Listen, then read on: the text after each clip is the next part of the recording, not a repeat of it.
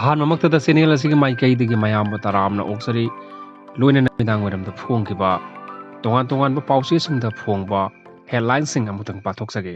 ꯄꯥꯎꯖꯦꯜ ꯄꯥꯎꯆꯦꯗꯒꯤ ꯂꯧꯈꯠꯆꯒꯦ ꯑꯍꯥꯟꯕꯗ ꯀꯧꯇ꯭ꯔꯨꯛꯀꯤ ꯊꯧꯗꯣꯛꯇ ꯂꯩꯉꯥꯛꯅ ꯇꯨꯃꯤꯟꯅ ꯂꯩꯁꯤꯟꯕ ꯊꯧꯑꯣꯡꯒꯤ ꯃꯥꯌꯣꯛꯇ ꯈ꯭ꯋꯥꯏꯔꯝꯕꯟ ꯀꯩꯊꯦꯜ ꯐꯝꯕꯤ ꯏꯃꯥꯁꯤꯡꯅ ꯏꯔꯥꯡ ꯍꯧꯔꯛꯈ꯭ꯔꯦ ꯅꯥꯀꯜ ꯑꯃꯔꯣꯝꯗ ꯑꯁꯨꯝꯅꯁꯨ ꯐꯣꯡꯕꯤꯔꯤ ꯅꯨꯃꯤꯠ ꯅꯤꯅꯤꯒꯤ ꯃꯇꯨꯡꯗ ꯀꯧꯇ꯭ꯔꯨꯛꯀꯤ ꯃꯤꯁꯤ ꯃꯤꯅꯥꯒꯤ ꯊꯧꯗꯣꯛ DGP ꯔꯥꯖꯤꯐꯅ ꯌꯦꯡꯁꯤꯟꯈ꯭ꯔꯦ ꯀꯨꯀꯤ MLA ꯇꯔꯥ ꯀꯟꯈꯠꯄꯒꯤ ꯃꯇꯝ ꯅꯠꯇ꯭ꯔꯦ ꯀꯨꯀꯤ ꯇꯦꯔꯣꯔꯤꯁꯁꯤꯡꯅ ꯀꯗꯥꯡꯕꯟꯗ ꯗ꯭ꯔꯣꯟ ꯁꯤꯖꯤꯟꯅꯗꯨꯅ ꯈꯨꯜ ꯉꯥꯛꯄꯁꯤꯡꯗ ꯕꯣꯝ ꯑꯦꯇꯦꯛ ꯆꯠꯊꯔꯛꯈ꯭ꯔꯦ ꯃꯈꯥ ꯇꯥꯅ ꯑꯁꯨꯝꯅꯁꯨ ꯐꯣꯡꯂꯤ ꯀꯨꯀꯤ ꯇꯦꯔꯣꯔꯤꯁꯁꯤꯡꯅ ꯆꯠꯊꯔꯛꯂꯤꯕ ꯍꯤꯡꯁꯥꯒꯤ ꯊꯧꯗꯣꯛꯁꯤꯡꯒꯤ ꯃꯥꯌꯣꯛꯇ ꯃꯩꯔꯥꯒꯤ ꯔꯦꯂꯤ ꯆꯠꯈ꯭ꯔꯦ ꯃꯧ ꯑꯃ ꯊꯧꯔꯤ ꯌꯥꯟꯗꯨꯅ ꯁꯤꯔꯝꯂꯦ ꯇꯦꯔꯣꯔꯤꯁ ꯀꯨꯀꯤꯁꯤꯡꯒꯤ ꯊꯧꯑꯣꯡ ꯂꯦꯝꯅ ꯊꯥꯔꯣꯏ CM ꯕꯤꯔꯦꯟꯅ ꯍꯥꯏꯔꯤ ꯂꯣꯏꯅꯅ ꯄꯣꯂꯤꯇꯤꯀꯦꯜ ꯑꯦꯛꯇꯤꯚꯤꯁ ꯔꯣꯃꯦꯟꯅ ꯖꯔꯅꯦꯂꯤꯁ ꯃꯨꯁꯨꯛꯀꯤ ꯊꯧꯅꯥꯕꯨ ꯊꯥꯒꯠꯈ꯭ꯔꯦ ꯍꯧꯖꯤꯛ ꯃꯈꯥ ꯇꯥꯕ ꯄꯥꯎ ꯁꯟꯗꯣꯛꯅ ꯄꯤꯖꯔꯤ ꯑꯍꯥꯟꯕꯗ ꯄꯥꯎꯖꯦꯜ ꯄꯥꯎꯆꯦꯗꯒꯤ ꯂꯧꯈꯠꯆꯔꯤ ꯇꯦꯔꯣꯔꯤꯁ ꯀꯨꯀꯤꯁꯤꯡꯒꯤ ꯊꯧꯑꯣꯡ ꯂꯦꯝꯅ ꯊꯥꯔꯣꯏ CM ꯕꯤꯔꯦꯟꯅ ꯍꯥꯏꯔꯤ ꯄꯥꯊꯣꯛꯆꯔꯤ ꯇꯝꯃꯤꯟꯅꯁꯤ ꯀꯨꯀꯤ ꯇꯦꯔꯣꯔꯤꯁꯁꯤꯡꯅ ꯀꯧꯇ꯭ꯔꯨꯛ ꯑꯃꯗꯤ ꯀꯗꯥꯡꯕꯟꯗ ꯗ꯭ꯔꯣꯟ ꯁꯤꯖꯤꯟꯅꯗꯨꯅ ꯃꯤꯆꯝ ꯃꯤꯌꯥꯝ ꯑꯃꯗꯤ ꯁꯦꯀ꯭ꯌꯨꯔꯤꯇꯤ ꯐꯣꯔꯁꯁꯤꯡꯗ ꯕꯣꯝ ꯊꯥꯗꯗꯨꯅ ꯂꯥꯟꯗꯥꯔꯛꯂꯤꯕ ꯑꯁꯤ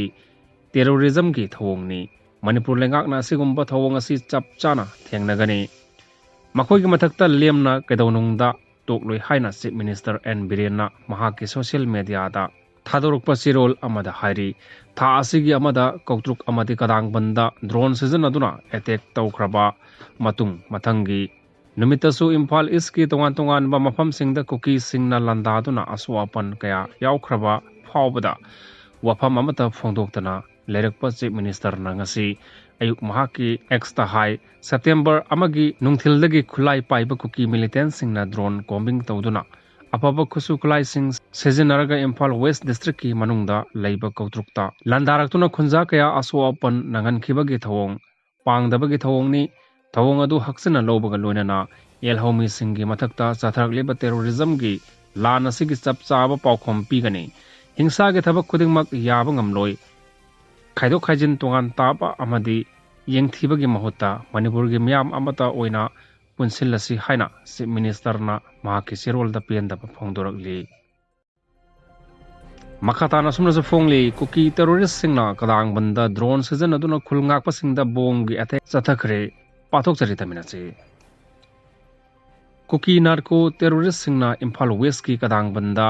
ꯗ꯭ꯔꯣꯟ ꯁꯤꯖꯤꯟꯅꯗꯨꯅ ꯈꯨꯜ ꯉꯥꯛꯇꯨꯅ ꯂꯩꯔꯤꯕ ꯈꯨꯟꯖꯥꯁꯤꯡꯗ एयर बॉम्बिंग तौरखरे ngarang numidang pung 12 rom tarakpada kuki singna chatharakiba air bombing aduga mari leinana kadangban part 2 community hall ngasi pangthokiba pawgi mifam amada kadangban apunba nupilupki secretary elangbam ongbi santi leimana phangdokhibada kuki terrorist singna tha 10 rom chatharakliba lan asida khunja sing kham thengna wanare ngarang numidang kuki terrorist singna drone sizinaduna bom ahum khul ngakliba khunja singi leifam manakta bom thadarakpada bom ani pokhairaga amadi pokhaidana leiri adu moinamak bom pokhaiba aduda khunja sing aso apandi yaukide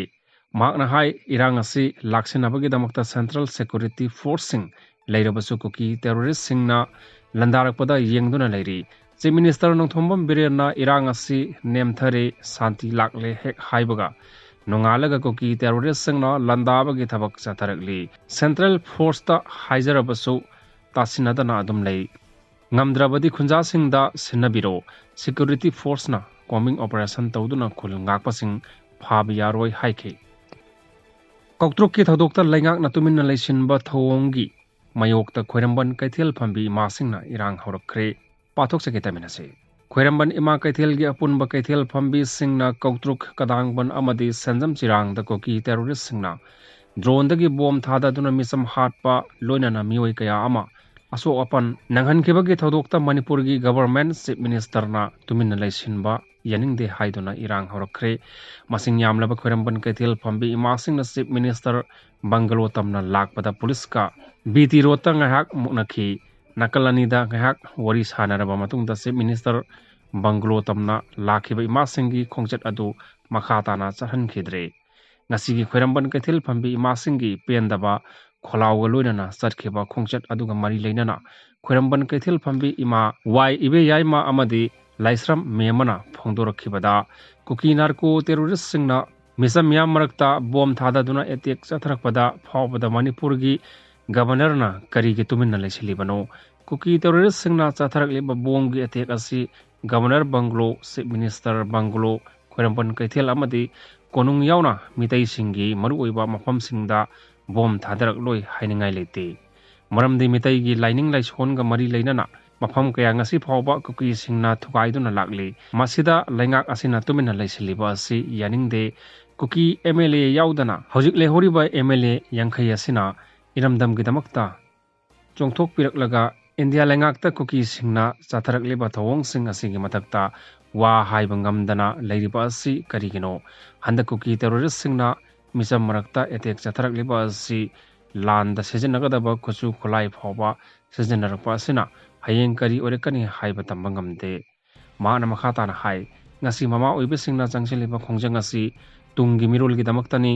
lan loikhraga lengak leiri haibagi hainabidu tokpiro matang matam charingaida chapchana lokhatpham thokpa thabak lokalu irang asida leikhidraba mioi singadu amuk anna halaklaroi asibatana mangjabagi thawong tanganu misam yam kaya ama hena siraktringaida lengake tawham thokpa thabak adu athubada tawbiyo ahenma kuki terrorist sing asi thidoktuna serak piyo ngarang nahan nupi yawna leikhidraba mioi sing adu amuk anna halaklaroi mioi kaya ama so open nanglaba phawba lengak natuminna lesinba yaningde haiki